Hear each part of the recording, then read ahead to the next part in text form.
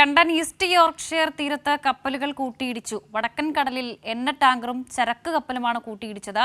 Stena, immaculate, സാളോങ് എന്നീ കപ്പലുകളാണ് അപകടത്തിൽപ്പെട്ടത്. വിവരങ്ങളുമായി ന്യൂസ് ഡെസ്കിൽ നിന്നും നന്ദു വിനോഭൻ കൂടി ചേരുന്നുണ്ട്. നന്ദു, ഇപ്പോഴും രക്ഷാപ്രവർത്തനം തുടരുകയാണോ? ആശങ്കപ്പെടേണ്ട സാഹചര്യമുണ്ടോ? നിലവിലെ സ്ഥിതി എങ്ങനെ? വർഷ സൂചിപ്പിച്ചതുപോലെ ഈ ഇംഗ്ലണ്ടിലെ യോർക്ക്ഷയറിൻ്റെ ഏകദേശം കിഴക്ക് തീരത്തുനിന്ന് ഏതാണ്ട് 16 കിലോമീറ്ററോളം മാറിയാണ് ഈ അപകടം ഉണ്ടാകുന്നത്.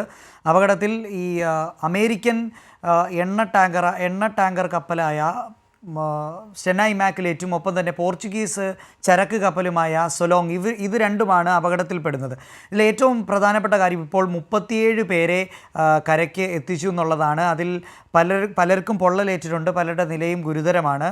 എന്തായാലും 37 പേരെ ഇപ്പോൾ തീരത്തെത്തിച്ചിട്ടുണ്ട്. ഇതിൽ ഏറ്റവും പ്രധാനപ്പെട്ട കാര്യം നമുക്ക് ഈ ദൃശ്യങ്ങളിൽ നിന്നൊക്കെ വ്യക്തമാക്കുന്ന ഒരു കാര്യമുണ്ട്. അതായത് ഈ ചരക്ക് കപ്പൽ ഇത്തരത്തിൽ ഈ സ്റ്റെന ഇമാക്കുലേറ്റ് എന്ന് പറയുന്ന എണ്ണ ടാങ്കർ കപ്പലിലേക്ക് ഇടിച്ചു കയറുകയായിരുന്നു. ഈ സ്റ്റെന ഇമാക്കുലേറ്റ് തീരത്തോടടുത്ത് നങ്കൂരമിട്ടിരിക്കുകയായിരുന്നു. അതിലേക്കാണ് ഈ ചരക്ക് കപ്പൽ ഇടിച്ചു കയറുകയും ചെയ്യുന്ന സാഹചര്യം ഉണ്ടായത്.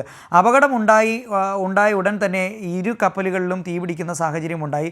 അതാണ് ഇത്തരത്തിൽ വലിയ രീതിയിലുള്ളൊരു അപകടത്തിൻ്റെ വ്യാപ്തി കൂട്ടിയതെന്ന് വേണം പറയാനായിട്ട്. ഉടൻ തന്നെ രക്ഷാപ്രവർത്തനം ആരംഭിച്ചു. ഹെലികോപ്റ്ററുകളും ഒപ്പം തന്നെ അഗ്നി അണയ്ക്കാൻ സാധിക്കുന്ന തരത്തിലുള്ള സംവിധാനങ്ങളുള്ള ബോട്ടുകളും ഒപ്പം തന്നെ ഹെലികോപ്റ്ററുകളും ഒക്കെ രക്ഷാപ്രവർത്തനത്തിൽ ഏർപ്പെട്ടു. രക്ഷാപ്രവർത്തനം പുരോഗമിച്ചുകൊണ്ടിരിക്കുകയാണ്. ഇതിൽ മറ്റൊരു വസ്തുത എന്ന് പറയുന്നത് ഈ അപകടത്തിൽപ്പെട്ട എണ്ണ ടാങ്കർ എന്ന് പറയുന്നത് അമേരിക്കൻ ടാങ്കറാണ്.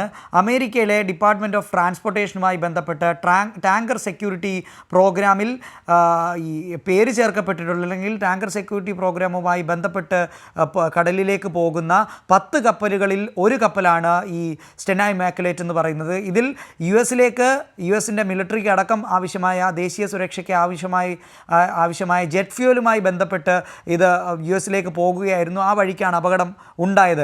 അതുകൊണ്ട് തന്നെ ഇതിൻ്റെ ഒരു വ്യാപ്തി വളരെയധികം കൂടുതലാണ്. ഈ യുഎസിൻ്റെ ദേശീയ സുരക്ഷയടക്കം ബാധിക്കാൻ ഉതകുന്ന തരത്തിലുള്ള ഒരു അപകടം അതാണ് ഇപ്പോൾ സംഭവിച്ചിരിക്കുന്നത്. അതുകൊണ്ട് തന്നെ കൃത്യമായ രീതിയിൽ ഈ അപകടം ഉണ്ടായ ഉടൻ തന്നെ രക്ഷാപ്രവർത്തനം നടന്നു എന്ന് പറയുന്ന സാഹചര്യമാണ് നിലവിലുള്ളത്. നമുക്കറിയാം ഈ കപ്പലുകളിൽ കൃത്യമായ രീതിയിലുള്ള ചില സംവിധാനങ്ങൾ, അത് കപ്പൽ നാവിഗേറ്റ് ചെയ്യുന്നതിനായാലും ഒപ്പം തന്നെ കപ്പൽ പോകുന്ന വഴിയിൽ മറ്റേതെങ്കിലും തരത്തിലുള്ള അപകടം അല്ലെങ്കിൽ ഈ എന്തെങ്കിലും ഒബ്സ്ട്രക്ഷൻ അടക്കം ഉണ്ടെങ്കിൽ അത് തിരിച്ചറിയാൻ പാകത്തിനുള്ള സംവിധാനങ്ങൾ എല്ലാ കപ്പലിലുമുണ്ട്. പക്ഷേ അത് ഈ സാഹചര്യത്തിൽ എന്തുകൊണ്ടാണ് പ്രവർത്തിക്കാതായത് എന്നുള്ളതാണ് ഇതിലെ ഏറ്റവും പ്രധാനപ്പെട്ട വസ്തുത. ആ നിലയിൽ ഇനി കൃത്യമായ അന്വേഷണം നടത്തേണ്ടതായിട്ടുണ്ട്. ആ അന്വേഷണം നടന്നാൽ മാത്രമേ ഈ അപകടത്തിൻ്റെ കൃത്യമായ കാരണം എന്താണെന്നുള്ളത് വ്യക്തമാവുകയുള്ളൂ എന്നുള്ളതാണ്. ഇക്കാര്യത്തിൽ അമേരിക്കൻ ഡിപ്പാർട്ട്മെൻറ്റ് ഓഫ് ഡിഫൻസോ അല്ലെങ്കിൽ അമേരിക്കയുമായി ബന്ധപ്പെട്ട ഔദ്യോഗിക വൃത്തങ്ങളൊന്നും തന്നെ പ്രതികരിച്ചിട്ടില്ല. കാരണം ഞാൻ നേരത്തെ സൂചിപ്പിച്ചതുപോലെ ഈ ടാങ്കർ കപ്പലെന്ന് പറയുന്നത് ഡിപ്പാർട്ട്മെൻറ്റ് ഓഫ് ട്രാൻസ്പോർട്ടേഷൻ്റെ ടാങ്കർ സെക്യൂരിറ്റി പ്രോഗ്രാമുമായി ബന്ധപ്പെട്ട് ദേശീയ സുരക്ഷയുമായി ബന്ധപ്പെട്ട് ഓടുന്ന കപ്പലാണ്. അതിനാവശ്യമായുള്ള സാധനങ്ങൾ കൊണ്ടുവരുന്ന കപ്പലാണ്. അതുകൊണ്ട് തന്നെ ഇത് അപകടത്തിൽപ്പെട്ടെങ്കിലും ഔദ്യോഗിക വിശദീകരണം അമേരിക്കയുടെ ഭാഗത്തുനിന്ന് ഉണ്ടായിട്ടില്ല. എന്തായാലും അന്വേഷണം ഇക്കാര്യത്തിൽ ഉണ്ടാകും എന്ന് തന്നെയാണ് അധികൃതർ അറിയിക്കുന്നത്.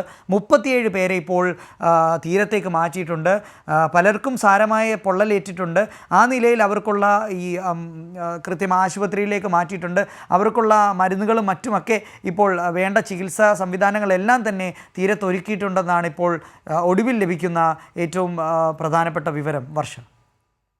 ശരി നന്ദു, നിലവിൽ 37 പേരെ രക്ഷപ്പെടുത്തിയിട്ടുണ്ട്. അതേസമയം അപകടത്തിന്റെ വിശദീകരണവുമായി ഔദ്യോഗിക വൃത്തങ്ങൾ വന്നിട്ടില്ല എന്നുള്ളതും പ്രധാനമാണ്.